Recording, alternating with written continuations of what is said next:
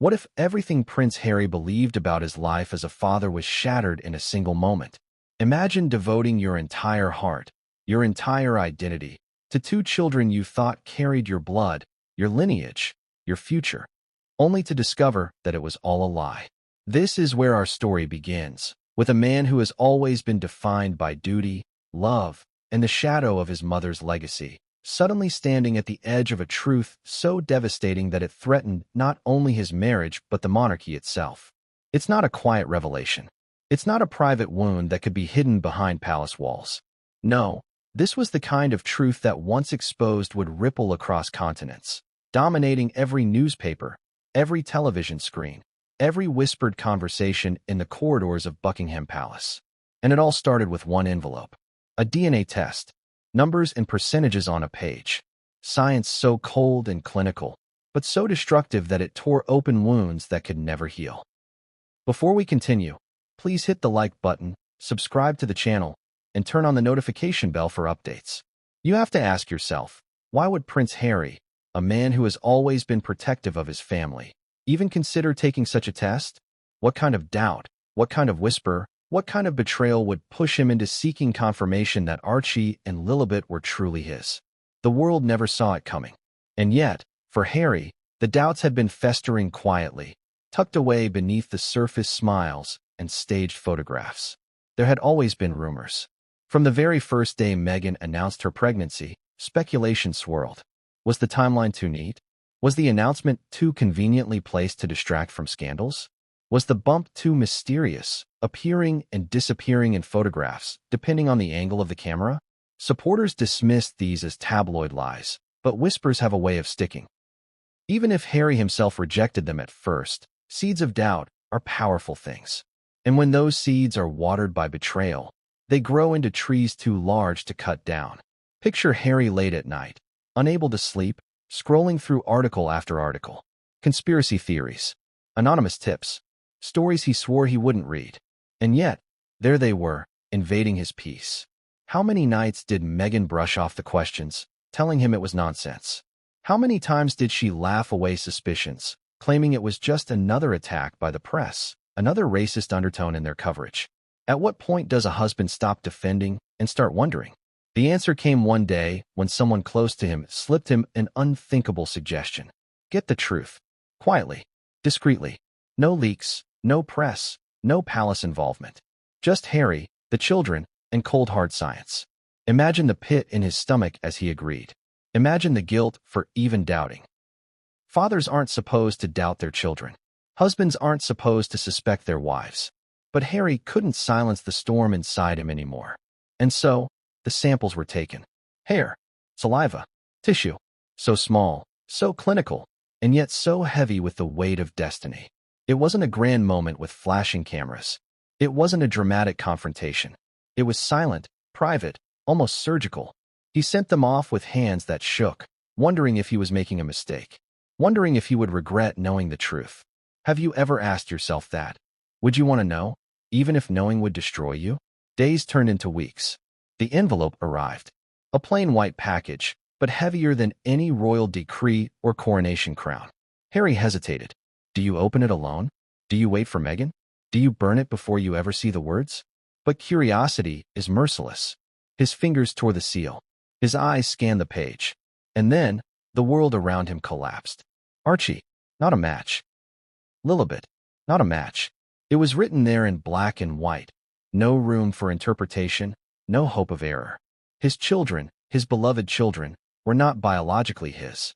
The bloodline he thought he was continuing, the love he thought was unshakable, had been severed by deception. The silence in that moment must have been deafening. No royal fanfare, no paparazzi flashes, just a man staring at the obliteration of his identity as a father. How do you breathe after that? How do you even stand? Did he cry immediately? Did rage take over? Did he laugh bitterly at the absurdity? The truth is, all of those emotions collided. A storm. Grief for the years spent believing a lie. Anger at Meghan for betrayal. Fear of what this would mean for his children. And humiliation. The most unbearable of all. Knowing the world would eventually know. Because here's the cruel irony. Harry has spent years trying to protect his family from the press, shielding them from tabloids, fleeing the palace to build a private life. And yet, the truth he uncovered was far more scandalous than anything the tabloids had invented. And once a secret like this exists, it never stays hidden for long. Harry's mind must have raced. Who else knew? Did Meghan plan this all along? Were the whispers within the palace more than just malicious gossip? And most importantly, what should he do now? Divorce wasn't just a possibility. It was a lifeline. To stay would be to condone the lie, to live with the deception. But to leave would mean shattering the carefully crafted image of the Sussexes, the fairy tale love story that had captivated millions. This wasn't just about Harry and Meghan. This was about the monarchy, about the question of legitimacy, about the royal bloodline that has defined Britain for centuries. What would it mean if Archie and Lilibet weren't truly Windsor blood? What would it mean if Meghan had deceived the crown itself? The scandal would make Wallis Simpson look like a bedtime story. The palace had to know. The advisors, the courtiers, the siblings, the father he had fought so bitterly against. The truth couldn't be contained in one man's heart. It would ripple outward, striking every corner of the royal institution. Harry knew it. Meghan knew it. And the world would soon know it too. But here's the question I'll leave you with at this point. Who lit the match that started this inferno? Did Harry make the choice on his own, or was he pushed by someone who stood to gain from his downfall? Was this about family betrayal, or was it about palace power plays, dynastic control, and silencing Meghan once and for all? Because the moment Harry held that DNA test in his hands, his marriage was already over. What followed next wasn't just the unraveling of a relationship. It was the detonation of a bomb that would shake the monarchy to its very foundations. But what came next would change everything, and no one saw it coming. What would you do if the very foundation of your life collapsed in your hands? That was the question that echoed in Harry's mind as he stared down at the DNA report. One moment, he was a father. The next, he was a man betrayed, stripped of the title that mattered to him more than duke, more than prince, more than any crown could ever symbolize, Dad. The paper was blunt, clinical, and merciless. Percentages, probabilities, not a match. Twice, Archie, Lilibet, both denied him by science. Numbers didn't lie. They couldn't be spun or softened with public relations. No royal advisor could massage the language into something palatable for the press. This wasn't a rumor to dismiss or a headline to laugh off. This was reality, staring him down with the coldness of absolute truth. And in that silence, do you feel it? That hollow silence when the walls seem to close in and the ground slips out from under you? Harry felt it too. The walls of his California mansion, designed to be his safe haven, became a prison of betrayal. The home he thought he'd built with Meghan, surrounded by children's laughter and family photographs, suddenly felt like a gallery of lies. Every picture of Archie's smile, every moment of Lilibet's giggle, were those even his children's faces, or the living proof of his humiliation. But let's rewind for a moment. Because here's the truth most people miss. Harry didn't stumble upon this DNA test by accident. This wasn't some random curiosity. No, there was a catalyst. Someone, drove him to take the test. And the question we have to ask is, who? Was it whispers from within the palace? For years, Meghan claimed that courtiers and family members never fully accepted her, that they whispered behind closed doors, doubting her every move. Could one of them have deliberately pushed Harry toward this discovery? Perhaps Princess Anne, with her razor-sharp instincts and no-nonsense attitude, suspected something wasn't right. Perhaps William, who has long had his tensions with Harry, decided his brother deserved to know the truth, no matter how destructive it might be. Or perhaps it was more sinister, with enemies of Meghan quietly orchestrating this, knowing it would implode her marriage and reputation in one strike. But maybe it wasn't palace intrigue at all. Maybe it was closer to home. Imagine late-night arguments between Harry and Meghan. Accusations, doubts he tried to bury but couldn't. The inconsistencies in her stories. The oddities during her pregnancies. The carefully staged photos. The moments when Harry felt something was being hidden, but he couldn't put his finger on it. Every time he asked, Meghan laughed it off. Every time he pressed, she spun it back on him. Do you believe them over me? Do you trust the press more than your wife? And like a loyal husband, Harry let it go, until he couldn't anymore. Because sometimes the louder someone tells you not to look, the more desperate you become to see. So the test was taken. Quietly. Secretly. No cameras, no lawyers, no courtiers. Just science. And when the results came back, Harry's world wasn't just shaken, it was obliterated. He dropped the papers on the floor. His breathing shallow, his vision blurred. Imagine being raised in a family where your bloodline is everything, where every decision you make, every relationship you enter, is judged on whether it strengthens or weakens the royal line. Harry fought to escape those pressures. He wanted to be a different kind of royal, a different kind of man. But now, the one thing he clung to, the children he believed made all his sacrifices worthwhile, were suddenly ripped away from him. And yet, in that devastation, one question rose above all others. Was Meghan playing him all along? Think about it. The timing of her pregnancies, the perfectly choreographed announcements, the way her image as a mother was woven into her public brand. Mother Meghan, the compassionate, modern mother raising the next generation of royals. If the DNA test was true, then that entire narrative wasn't just false. It was fabricated, a carefully constructed illusion. Harry's mind raced with contradictions. If the children weren't his, then whose were they? Was Meghan hiding an affair? Was there a donor? A surrogate? A shadowy arrangement the world wasn't supposed to know? Each possibility cut deeper than the last. He wanted answers. But Meghan wasn't in the room yet. He was alone with the truth. Alone with the paper that burned in his hands like a curse. And when Meghan did walk in, when she saw him holding that damning envelope, the look on her face told him more than words ever could. Because silence speaks louder than denials. A flicker of panic. A flash of calculation. Not shock, never shock. Meghan was too clever for that. Harry demanded the truth. She deflected. He pressed harder. She pushed back. The tension snapped. Voices rose. The children were asleep down the hall, but their parents were ripping each other apart in the living room. The DNA test like a third presence in the room, watching, judging, accusing. What was said in those moments, we may never know in detail. But insiders whispered of Meghan's fury. How dare he doubt her? How dare he betray their trust by even taking the test? She spun it back on him, turning victim into accuser, trying to put Harry on the defensive. But Harry wasn't backing down this time. Not with cold, undeniable science in his hand. So here's the contradiction that made the moment so explosive. Meghan, the master of image, the queen of control, was suddenly cornered. And Harry, the man who had always been accused of weakness, of being led, of being manipulated, found a strength he didn't know he had. For the first time in years, the balance shifted. He told her it was over. Not in weeks. Not after negotiations. Not after careful planning. No. Over.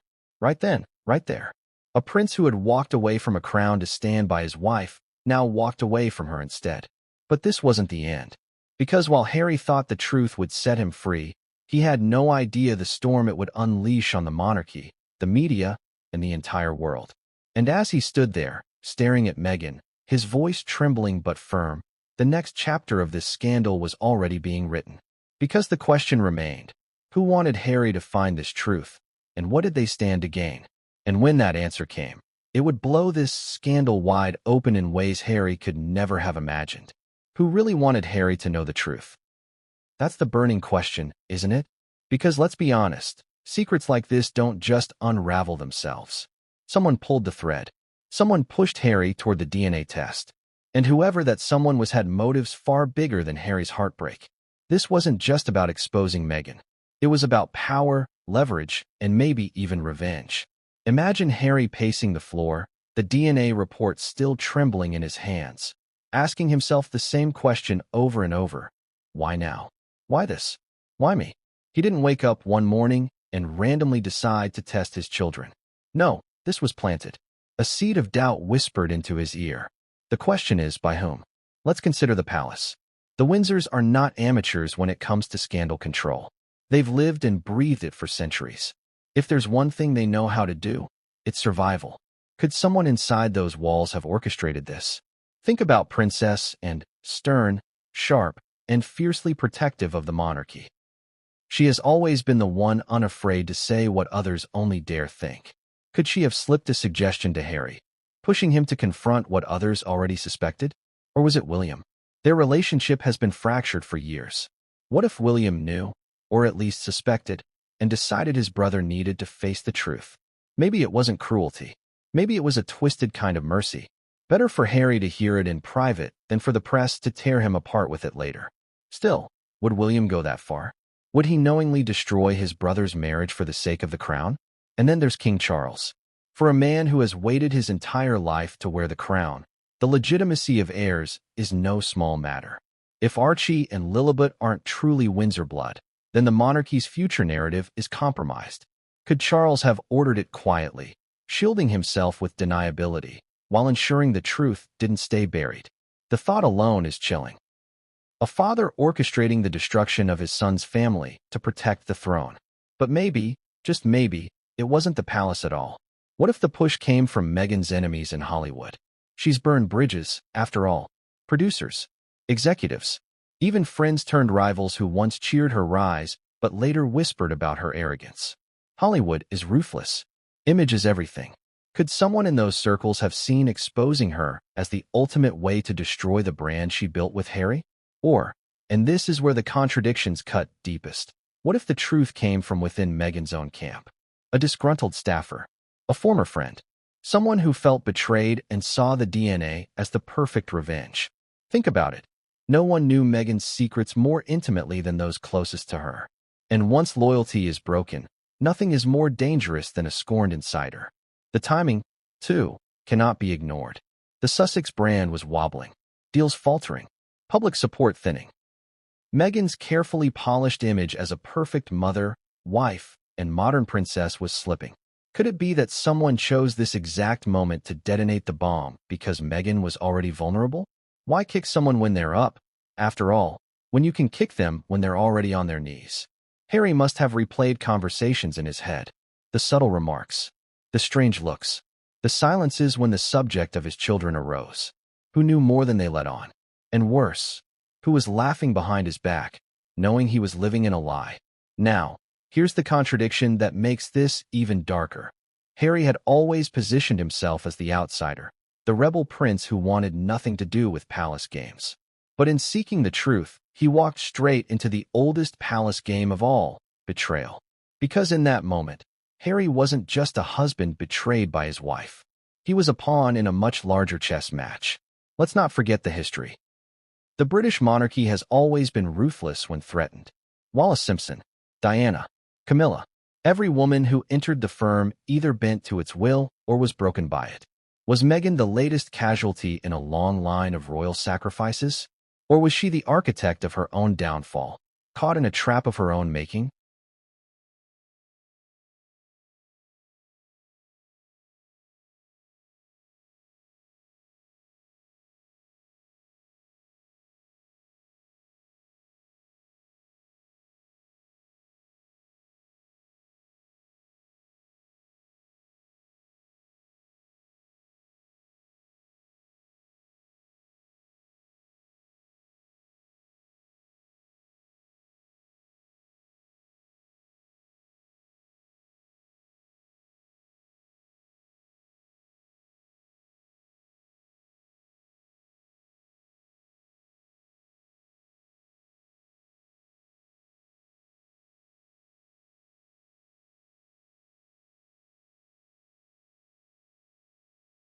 The irony is painful. Harry fled the palace to protect his family from cruelty. Yet it may have been palace cruelty that forced him to see the truth. What a contradiction. What a bitter twist. And here's where we must ask ourselves, was Harry truly in control when he opened that DNA envelope? Or had his fate already been decided for him by forces he couldn't see? The whispers grew louder. Names circled. Speculation ran wild. Some said it was Angela Levin, the royal biographer who had been relentless in her criticisms of Meghan, who nudged Harry toward the test. Others whispered about Princess Anne, who reportedly had always seen through Meghan's charm. And still others claimed a palace insider leaked enough doubt to push Harry over the edge. Harry himself couldn't escape the paranoia. Who was watching him? Who was waiting for him to implode? Was this revelation really his discovery, or a trap designed to bring him exactly to this breaking point? But here's the sting. Whoever lit the fuse, the explosion was now unstoppable, and Harry, shattered and humiliated, was left with only one path forward. Divorce wasn't an option anymore. It was inevitable. The DNA truth was devastating, yes. But the betrayal behind how it came to light? That was poison. Harry could live with heartbreak. He couldn't live with humiliation. And now the question wasn't just who betrayed him, but how deep the betrayal went. Because as Harry would soon discover, the truth about who pushed him to that DNA test would expose an even bigger secret. One that reached far beyond Meghan, far beyond Harry. One that threatened to rip the monarchy itself apart. And when Harry finally realized who stood behind the curtain, pulling the strings, he knew his story wasn't just personal. It was political. But what came next would shake not just a family, but a kingdom. What if the person you trusted most had been weaving lies around you from the very beginning? That's the haunting thought that gnawed at Harry as the storm of the DNA revelations tore through his life. Because now it wasn't just about the betrayal of fatherhood. It was about patterns, secrets, stories that never quite added up, but had always been brushed aside. And suddenly, those inconsistencies came rushing back like a flood. Meghan had always been skilled at narrative. That much no one could deny.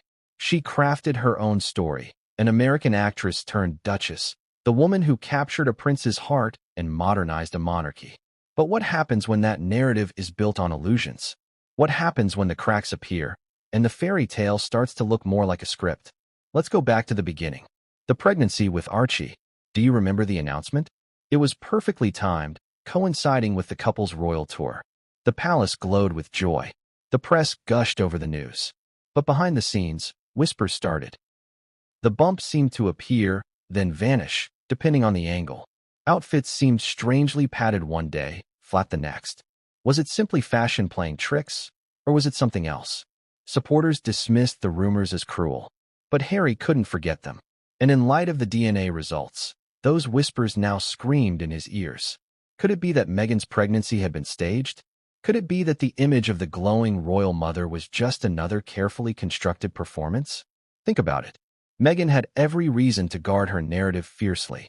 A duchess with a child was untouchable. It secured her place, ensured her influence, tied her permanently to the Windsor legacy. A child wasn't just a baby, it was currency. And Meghan, the master strategist, knew exactly how much it was worth. But here's the contradiction that makes the story so haunting. If Meghan truly deceived Harry, then why keep up the lie so long? Why risk everything on a secret so dangerous? Was it arrogance? Desperation? Or something far more calculated? Something that tied her to allies, contracts, and deals the public never saw?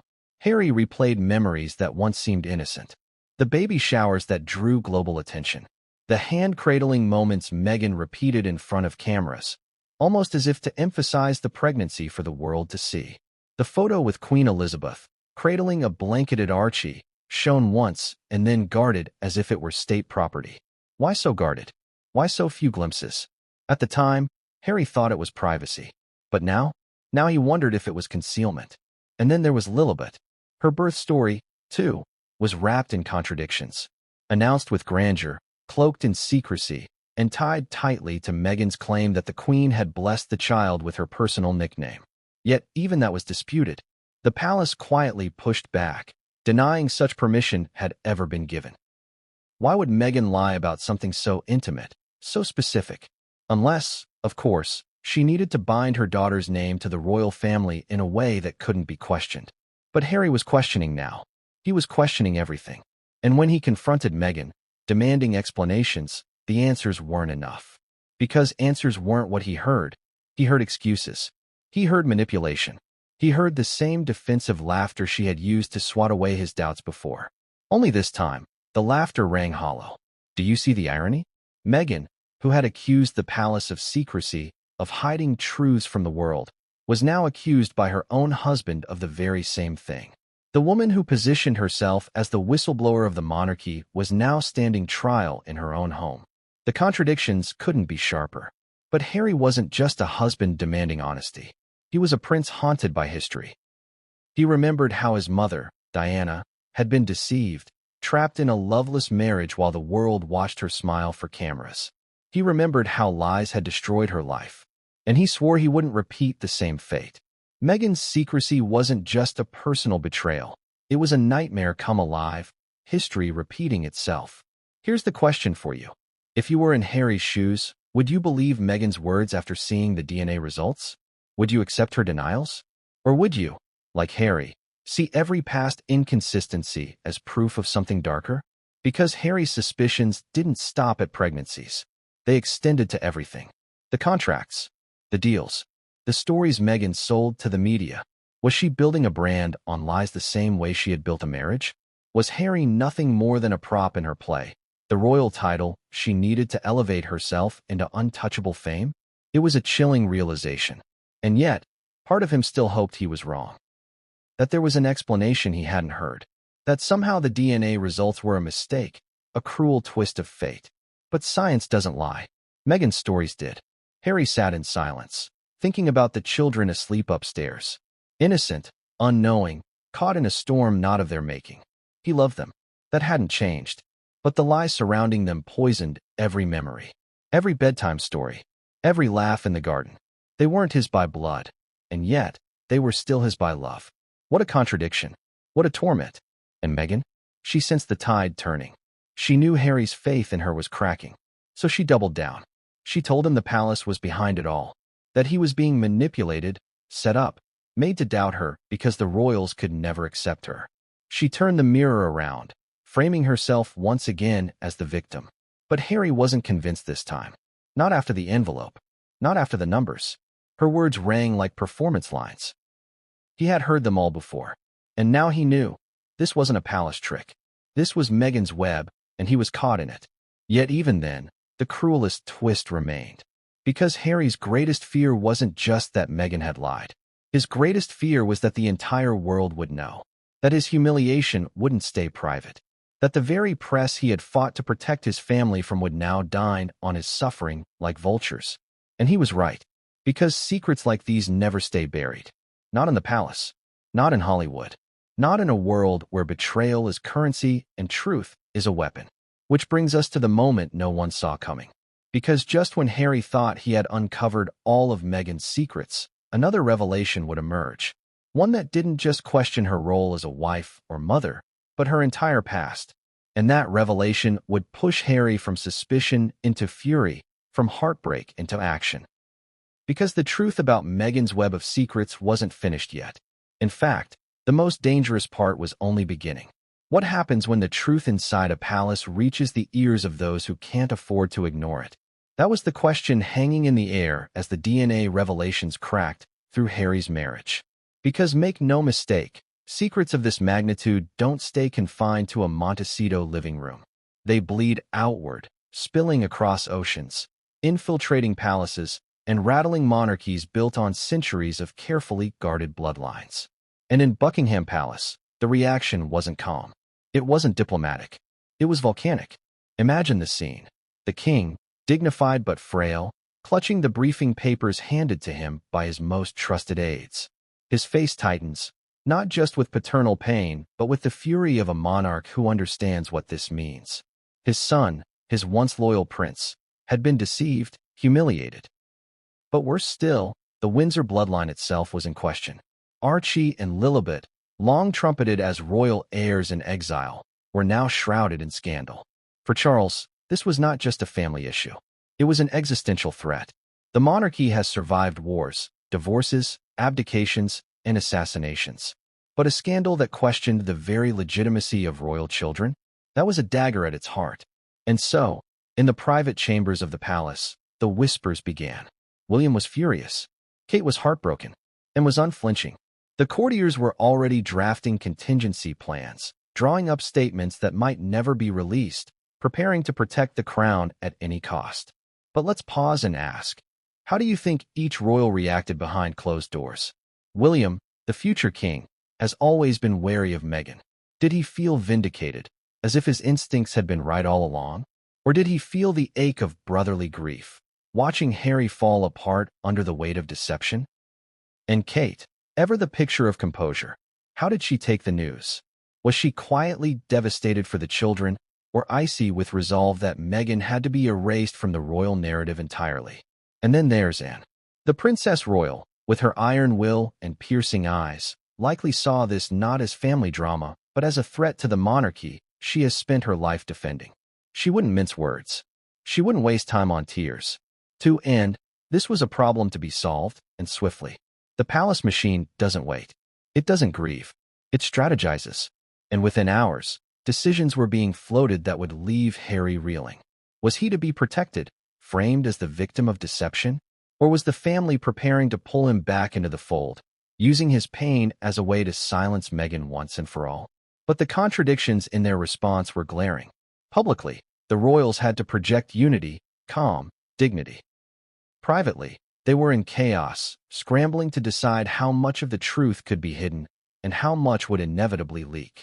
Because one thing was certain, the press was circling. Journalists smelled blood. The whispers were already trickling into tabloids. Headlines were being drafted. The palace had no time to waste. Harry, meanwhile, was caught in the middle. He wasn't just a son anymore. He was both a victim and a liability. A wounded man who could expose the family's darkest scandal with a single word. The palace needed him under control. But how do you control a man who has just lost everything? This is where the tragedy deepened. Harry had always fought for his independence, his freedom from palace control. But now, at his lowest moment, the family he distrusted was moving to reassert its grip. Not out of love, not out of compassion, out of survival. And yet, beneath all the palace maneuvering, there was one figure whose silence spoke volumes: Queen Camilla. While others debated, she observed. While Charles fumed, she plotted. And her whispered counsel to the king carried more weight than any aide or advisor. What did she say in that moment? Did she see this as the ultimate chance to rid the monarchy of Meghan forever? Or did she fear the scandal would stain them all, including her own already fragile legacy? The media frenzy that followed was merciless. Headlines blared about royal betrayal. Commentators speculated endlessly about the children's true parentage. Old photographs were dissected, features compared, conspiracies reignited. The world wasn't just watching. It was feasting. And for Harry, the pain multiplied. He wasn't just betrayed by his wife. He was now a global spectacle, his heartbreak splashed across front pages and dissected on talk shows. Strangers debated whether his children looked like him. Trolls flooded social media with cruel jibes. The humiliation was suffocating. But here's the contradiction. As much as the palace despised the chaos, they quietly benefited from it too. Meghan's reputation was imploding under the weight of scandal, and every headline about her deception deflected from the monarchy's own past sins. For once, Meghan was the villain, and the palace, usually the target of public outrage, stood as the wronged party. So let me ask you, was the royal family grieving for Harry, or were they exploiting his pain? Was their outrage real, or was it strategic? Did they truly care about the shattered man in California, or did they only care about the survival of the institution? Because as the days went on, Harry began to sense something chilling. The palace wasn't just reacting. It was orchestrating. Statements were leaked. Narratives were spun. Allies in the press suddenly had access to damning details. Someone, somewhere, was feeding the machine. And when Harry traced the trail back, when he realized how far the palace's hand reached into his private torment, his fury reached a boiling point. Because it wasn't just Meghan who had betrayed him. It was his own blood. And what came next wasn't just about divorce. It was about war between Harry, Meghan, and the monarchy itself. But the next move in this battle would come from Meghan, and it would be her most dangerous play yet. What does a cornered queen do when her crown begins to slip? She fights. And Meghan Markle was no different. The DNA revelations had rattled Harry, broken the palace, and shocked the world. But Meghan wasn't about to go quietly. No, she was a strategist, a survivor, a woman who had built an empire out of narrative, and she wasn't going to let that empire collapse without unleashing a counterstrike.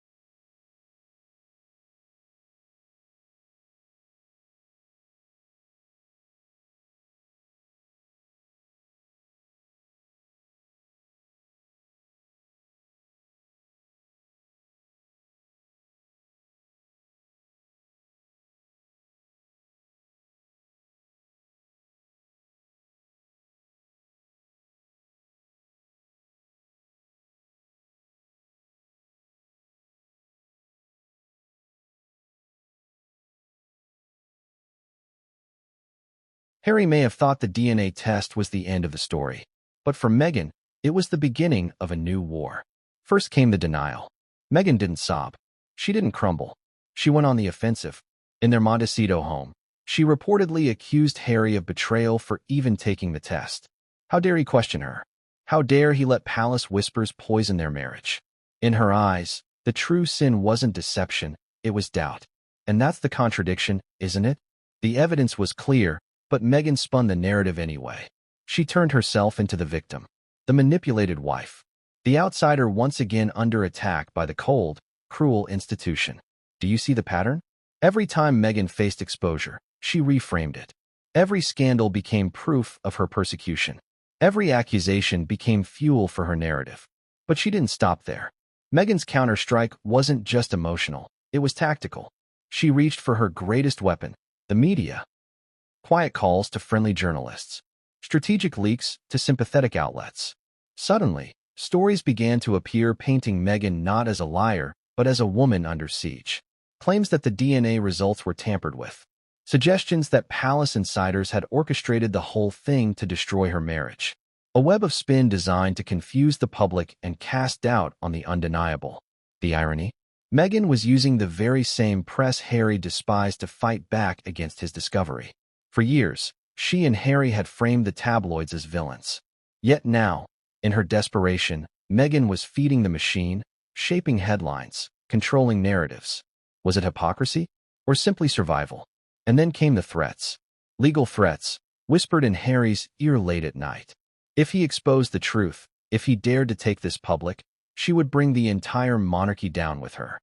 She would release letters, tapes, emails, conversations behind closed palace doors that would humiliate not just Charles, not just William, but the entire Windsor legacy.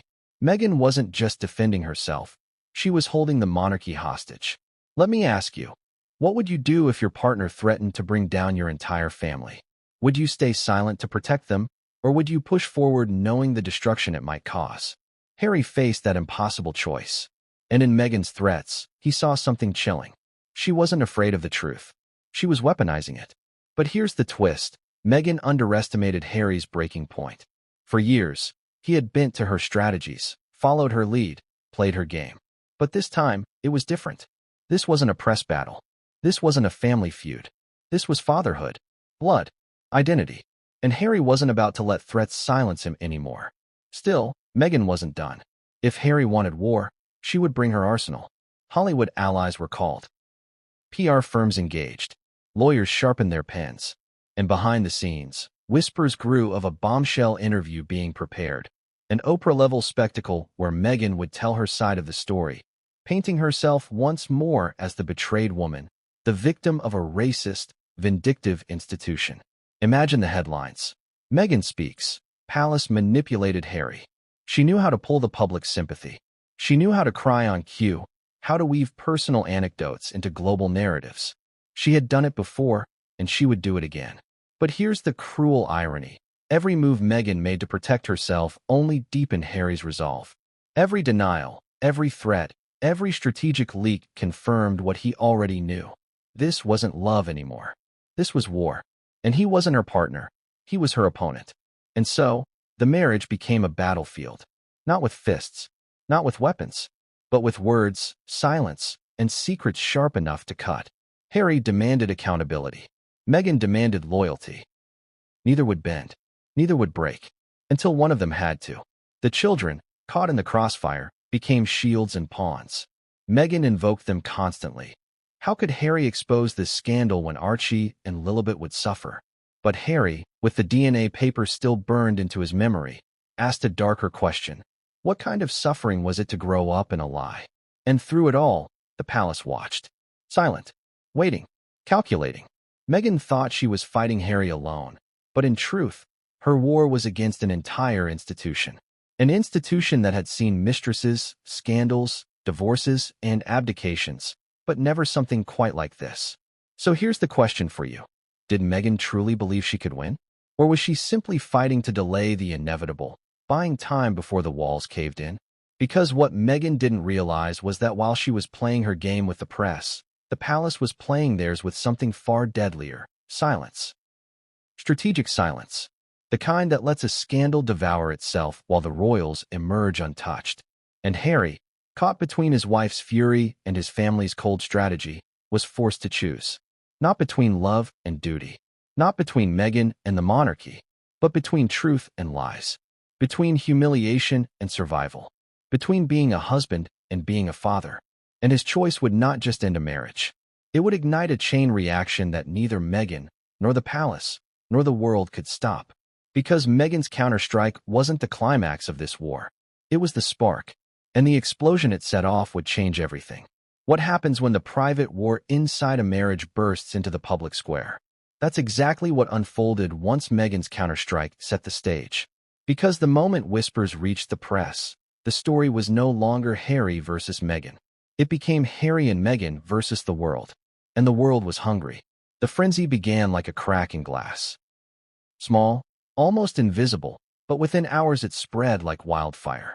One tabloid hinted at unconfirmed reports of a rift in the Sussex household. Another suggested Meghan was facing questions about the children. Soon, every outlet from London to Los Angeles was running with variations of the same story. Some framed it as gossip. Others framed it as scandal. But all of them knew one thing. The clicks, the ratings, the global obsession would be unprecedented. Imagine waking up to see your most personal heartbreak plastered across front pages. That's what Harry faced. His humiliation, once private, was now dissected on breakfast TV, debated on podcasts, and turned into memes online. People weren't whispering anymore, they were shouting. Commentators compared Archie's hair to Harry's, Lilibet's eyes to Meghan's. Photos were circulated, zoomed in, analyzed with cruel precision. The world became a jury, and the verdict was brutal. And here's the contradiction.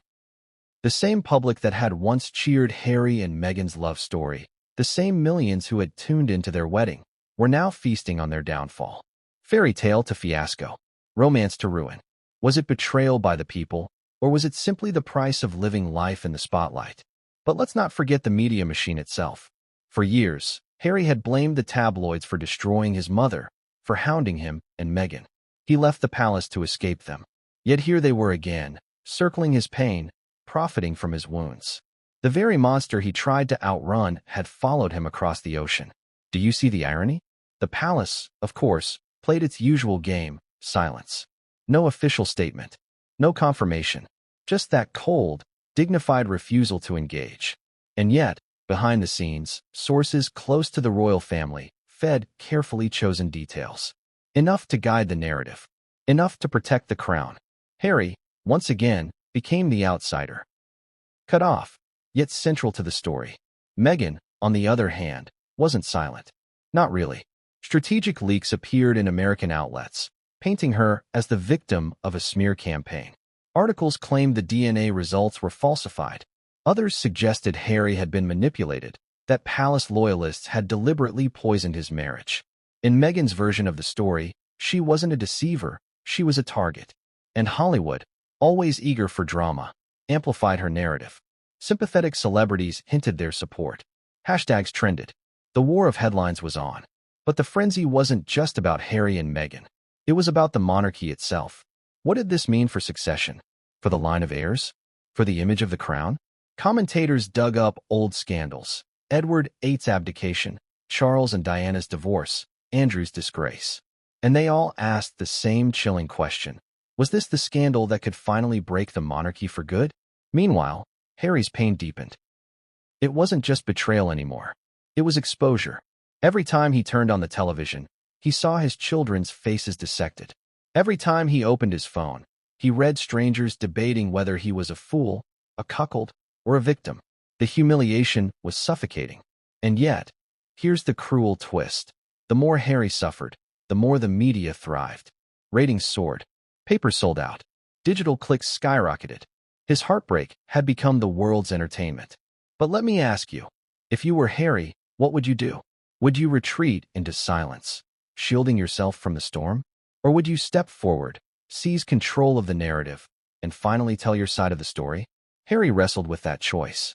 For years, he had spoken about truth, about living authentically, about refusing to be silenced. But now the truth was tearing him apart. Was it courage to speak? or survival to stay silent. And all the while, Meghan prepared her next move.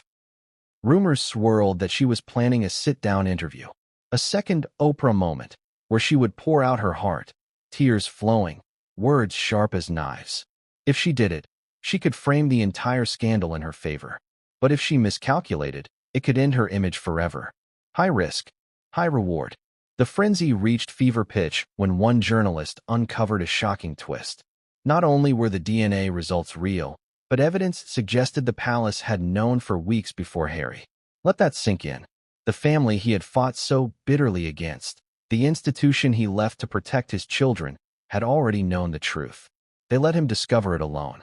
They let him suffer the humiliation without warning. Now, imagine Harry's rage. His wife deceived him. His family abandoned him. The press humiliated him. Everywhere he turned, betrayal. Who could he trust? Who was left? The answer, chillingly, was no one. And that's when Harry realized the truth. He wasn't just the victim of Meghan's lie. He was the pawn in a much larger game. Because the DNA scandal wasn't just personal. It was political. It was institutional. And the more Harry looked into it, the more he realized someone wanted this out. Someone wanted Meghan destroyed. And someone wanted Harry broken. But who? And why? The answer, when it finally came, would take the scandal to a level no one could have predicted. Because the frenzy wasn't the climax. It was only the beginning of the storm. What if the people you thought were protecting you were the very ones pulling the strings behind your back? That's the chilling realization that started to dawn on Harry as the media storm grew louder. Because the DNA scandal wasn't just a family betrayal anymore. It had the fingerprints of strategy, timing, precision. This wasn't chaos, it was orchestration. And the question burning in Harry's mind was simple. Who set this up? Let's rewind. The frenzy didn't appear out of nowhere. The leak about the DNA results didn't just stumble into the hands of journalists. It was delivered. Carefully. Intentionally. Someone had access. Someone had motive. And someone wanted Meghan destroyed while leaving Harry humiliated and isolated. Harry's first suspicion circled back to the palace. After all, who benefits more than the crown when Meghan's reputation collapses? For years, she had been framed as the outsider, the disruptor, the thorn in the Windsor rose. If she fell, the monarchy survived. But if she rose, the monarchy weakened. For the palace, Meghan's downfall wasn't just convenient, it was necessary. But the contradiction was sharp. If the palace leaked the truth, why let Harry discover it the hard way? Why not warn him? Why not control the story from the beginning? Unless, of course, they wanted him broken too.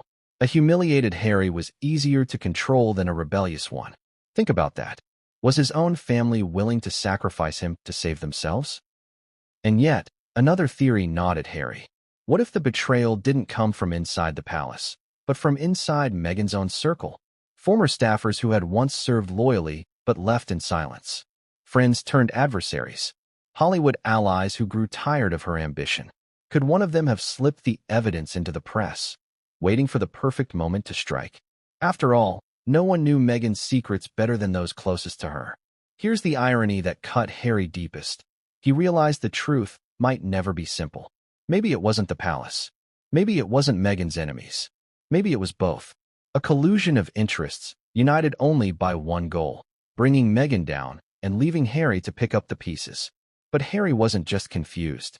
He was angry, angrier than ever before. And in his fury, he began digging.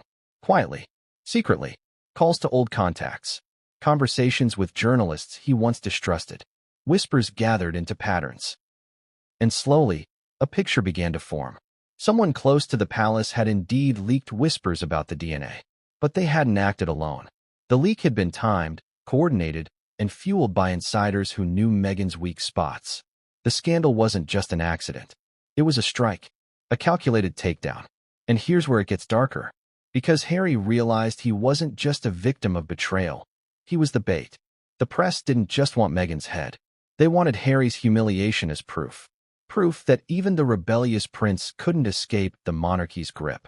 Do you see the cruelty? Harry, the man who tried to break free, was being dragged back into the same cycle of betrayal and exposure that killed his mother. Diana's ghost loomed large in his mind. He remembered her face in old headlines. Her tears. Her anguish. And now he saw his own reflection staring back in those same pages. But Harry wasn't Diana. He was her son. And in that moment, he made a decision. He wouldn't be destroyed quietly. If the palace wanted war, if the press wanted humiliation, if Meghan's enemies wanted blood, then he would fight. The question, though, was how? With what weapons? Truth? Silence? Exposure? The choice before Harry was brutal. If he spoke, he risked confirming the scandal and burning every bridge left with his family. If he stayed silent, Meghan's spin might dominate, painting him as paranoid, manipulated, broken. Either way, he lost. Unless he found a third path. And that third path would soon reveal itself. Because while Harry was consumed with rage and confusion, an unexpected piece of evidence landed in his hands. A document. A message. A recording. Something that hinted the DNA scandal wasn't just about Meghan, or even the palace. It was bigger. Much bigger. Something was hidden. Something dangerous. Something that tied his personal heartbreak to forces far beyond his marriage. And when Harry finally opened that door, the truth waiting for him would be darker than anything he had imagined. But what came next would not just shake a family. It would shake the very foundations of the crown. What if the secret that could destroy your marriage was also tied to the survival of an entire monarchy? That's the chilling realization Harry faced as he held the evidence that had landed in his lap. Because the scandal wasn't just about Meghan's lies, or the DNA test, or even his humiliation. It was connected to something deeper, something older, something hidden in the very walls of Buckingham Palace.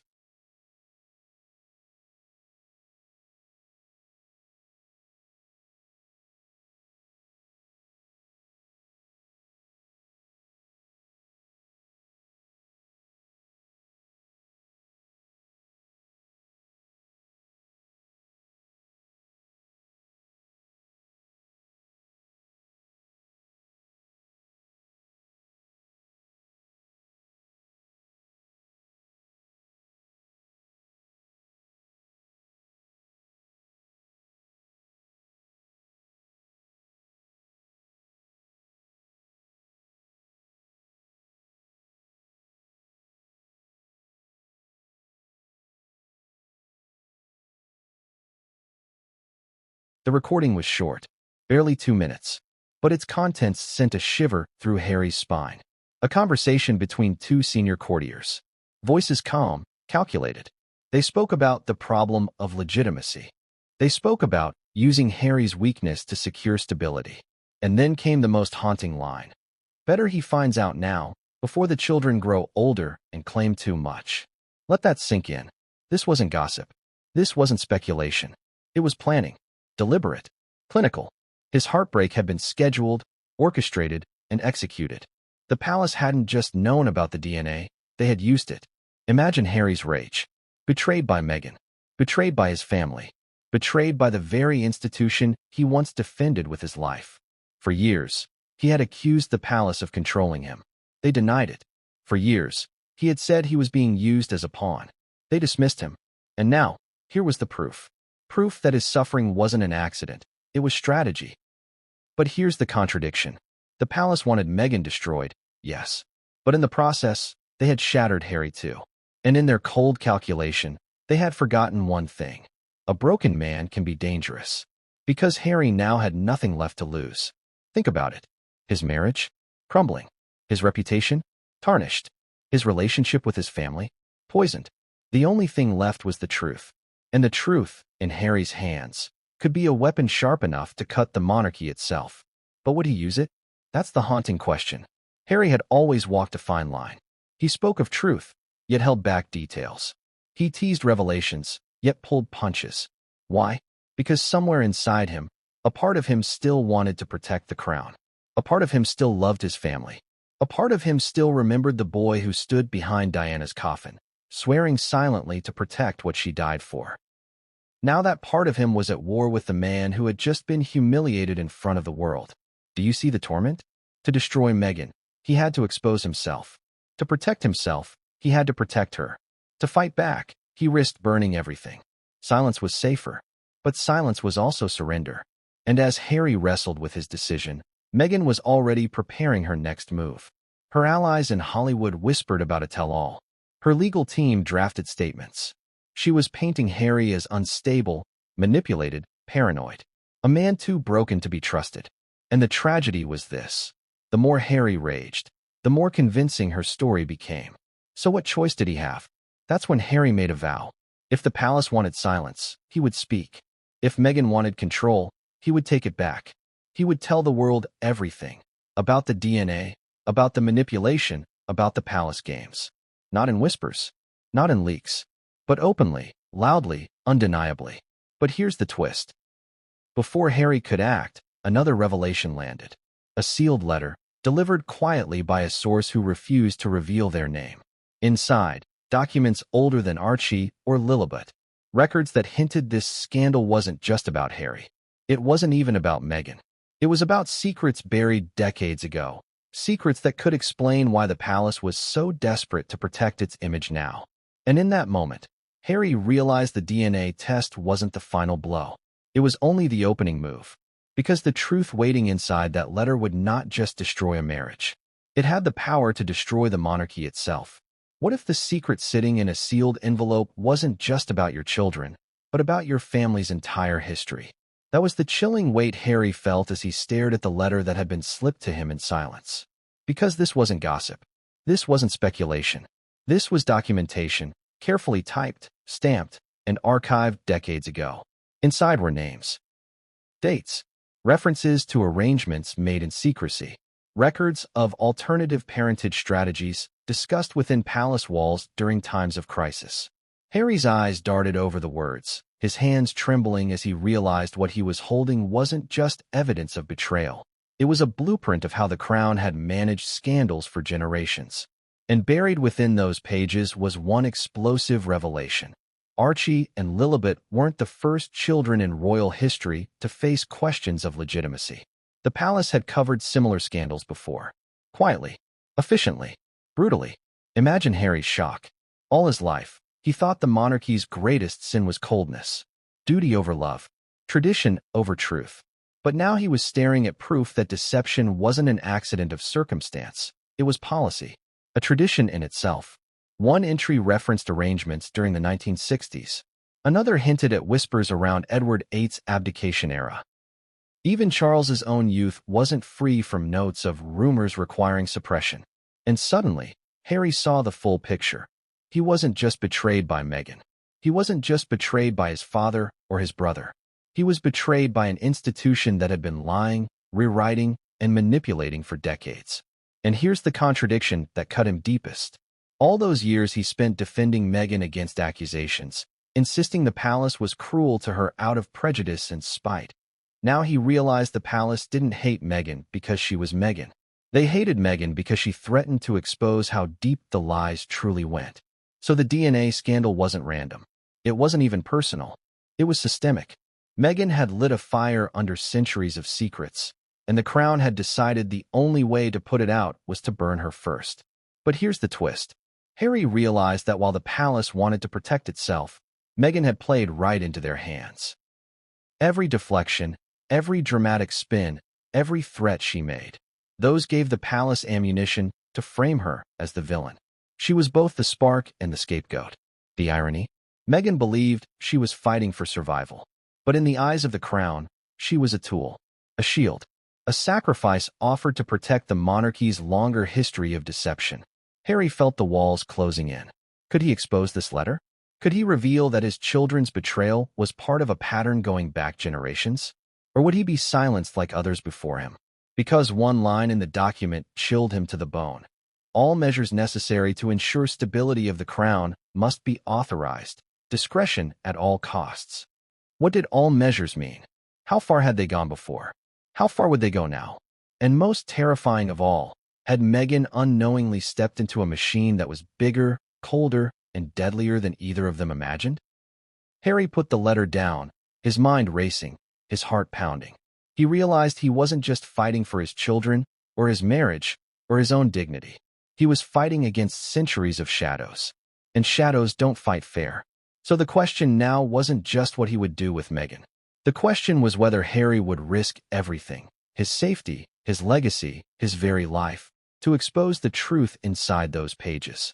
Because if he spoke, the monarchy could crumble. But if he stayed silent, he would remain its prisoner forever. And just as Harry prepared to make his choice, another revelation landed at his door, one that tied the secrets of the past directly to his present. It wasn't just about history anymore. It was about blood. His blood.